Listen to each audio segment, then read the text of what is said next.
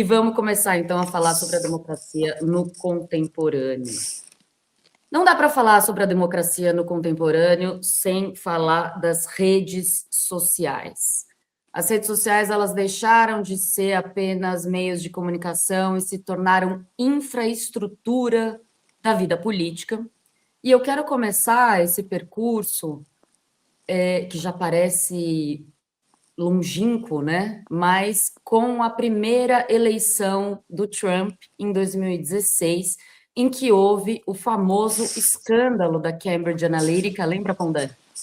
Claro, lembro. E esse escândalo, vou resumir brevemente aqui, foi um escândalo de vazamento de dados via Facebook por uma agência inglesa, e esses dados, como todo dado, como todo rastro digital, diz muito de nós, né? O Pondé tinha uma brincadeira, logo que a gente começou a falar sobre isso, que ele dizia: o Google conhece mais você do que o seu analista ou que você mesmo, né? Porque a gente deixa lá as nossas buscas, as nossas angústias de madrugada, o que a gente quer saber, mas não tem coragem de perguntar para ninguém.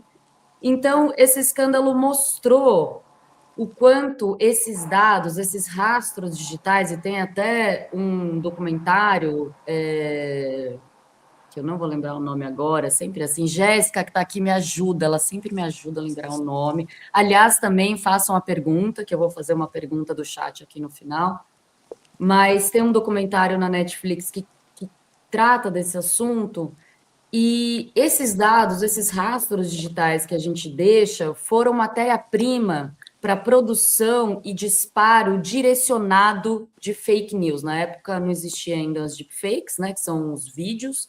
Na época eram só imagens estáticas ou cards, ou enfim, coisas, não era audiovisual. E isso foi um escândalo que mostrou a influência das redes sociais na política e na democracia, né, Pondé? Queria que você comentasse isso. Sim, e assim, de lá para cá, na realidade, isso agora está ao alcance de todos. Todo mundo pode mentir, mandar coisa falsa. É que esse escândalo, ele estava ligado a uma empresa, foi a primeira vez que se tomou consciência, de certa forma, estava ligado ao Trump, né, e tudo que está ligado ao Trump é muito fácil xingar, né? Assim, xingar o Trump hoje é quase um indício de que você é uma pessoa absolutamente comum. Banal, sem nada Banal, mais sem para nada dizer. especial xingar o Trump, né?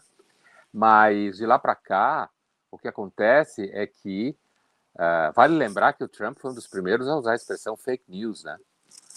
Ele falou isso para um jornalista da CNN. Ele fala para ele: eu não vou responder a você, you're fake news.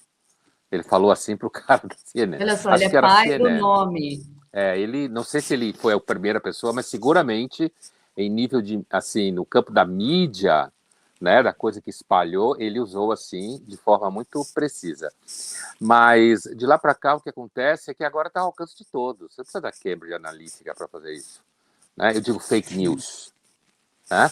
A questão dos dados especificamente, aí você depende de plataformas, vazamento, hackers, que hoje cada vez mais, né? Aqui no Brasil, então, golpes na internet, atacando aposentados, jovens, é todo dia. O Brasil produz jovem que trabalha com fraude, assim, ou tem os vagabundos, ao invés de trabalhar direito, vão dar golpe nos outros. Então, o que eu quero dizer com isso? Eu quero dizer que, apesar de que, digamos, o pecado daquele escândalo de 2016 é um pecado específico, tem empresa envolvida, não sei o quê, tem dados que você acha que estão resguardados. Eu lembro que em 2014, um pesquisador do MIT chamado Alex Pentland, eu cheguei na época a adotar o livro em sala de aula, 2014 o livro dele, Social Physics, Física Social. Ele era um dos otimistas que achava que ia poder se criar toda uma ciência social baseada em dados. A gente ia ter pela primeira vez rastros do comportamento humano, inclusive, de repente, para prever pandemias. Olha só. Olha só a Para prever pandemias, é a ironia. ironia do que vai acontecer alguns anos depois. Mas, hoje, a possibilidade de você relativizar os fatos, como você falou no começo, está ao alcance de todos, está democratizado. Qualquer pessoa que quiser pode, no WhatsApp, relativizar fatos. E conta com a adesão alegre e livre das pessoas, porque normalmente só se considera fake news alguma coisa que é contra o que você quer, ou contra o seu candidato, contra com o que você concorda. Se for ao encontro do que você pensa, concorda e deseja, normalmente a pessoa reposta, considera. Essa história que vai pesquisar, não sei o quê, isso daí é balela. Né? Aliás, no mesmo ano de 2016, nos Estados Unidos, eles fizeram toda uma pesquisa que foi publicada num dossiê chamado Democracy for Realists, em que, isso no mesmo ano desse escândalo, 2016, 10 anos atrás, em que essa pesquisa de comportamento político do eleitor mostrava que ninguém pesquisa nada, e quando pesquisa é para reforçar o bias, o viés que já tem anteriormente. Ninguém tem tempo para isso, está casando, morrendo, separando, pagando conta. Né? As pessoas pesquisam quando vai comprar celular.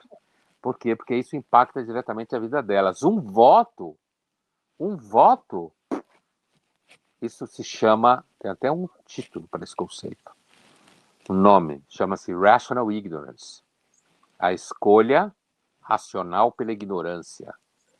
Em favor da ignorância e gastar sua atenção, aquilo que hoje todo mundo discute, economia da atenção. Né? Então, as pessoas escolhem racionalmente gastar sua atenção para aquilo que impacta diretamente a sua vida. Vai casar? Não vai. Vai separar? Não vai. Vai ter filho? Não vai. Vai comprar apartamento? Não vai. Vai comprar carro? Não vai. Certo? Comprar celular ou não. E voto é 1 em 1 milhão. É claro que tem toda a questão pedagógica de que um voto junta-se a outro e outro, mas no frigir do cotidiano, que normalmente a gente é atropelado por uma porrada de coisa, essa história, inclusive de que quem tem formação acadêmica vota melhor, também balela, porque ninguém sabe o que é votar melhor. Não se sabe o que é votar melhor. Normalmente se considera votar melhor, votar igual a mim. Então eu entendo que votar igual a mim é votar melhor. E igual a você, igual a X. Então esse problema da relativização dos fatos, né? E digamos assim, de um caráter um pouco de déficit de fatos, excessos de narrativas na democracia, é um clássico. É claro que em política sempre tem mentira. A diferença na democracia, assim como já era em Atenas, é porque, como muita gente, lá muito menos que hoje, óbvio, como muita gente participa de alguma forma, discute, debate, fala, xinga, né? O resultado é que a mentira está ao alcance de todos. Então, a dificuldade de você saber exatamente qual é a narrativa, se tem um governo que ninguém discute, ninguém tem acesso a nada e ele mente, você está vivendo. Agora, se todo mundo pode mentir, há conflito de narrativas, fica muito difícil, no final do dia, você ter certeza exatamente quem está falando a verdade. Flávio Bolsonaro ou Lula.